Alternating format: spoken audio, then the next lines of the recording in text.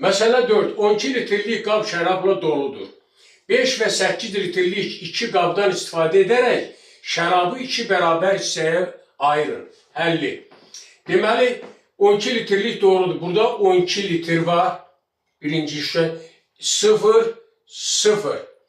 12 litrlikdən 8 litrliyə 8 litr tökülük. Burada qaldı 4. Burada 0, 8.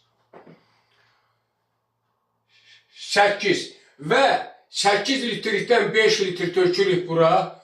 4, 5. Burada qaldı 3 litr. 5 litrliyi də tökülük 12 litrdə 4 litr, onun üstüne oldu 9, 0, 3 və 3 litri tökülük 5 litriyə olur 9, 3, 0.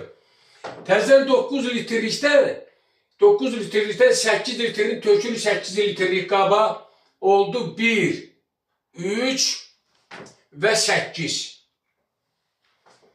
1, 3, 8. 8 litrlikdən də 2 litr, burada 2 litr çatışmır, 5 litr. 2 litr töksək, oldu 1, 5, 2 töküldü bura, 6. Və 5 litriyi tökürəm 1 litr olan yerə, oldu 6, burada 0, 6. Beləliklə, 6 litr, 6 litr proses bu qayda ilə apardıq və 12 litr şərab, 12 litrlik qabda 6 litr, 8 litrlikdə 6 litr olmaqla 2 bərabər hissəyə bölündü. Yaxşı.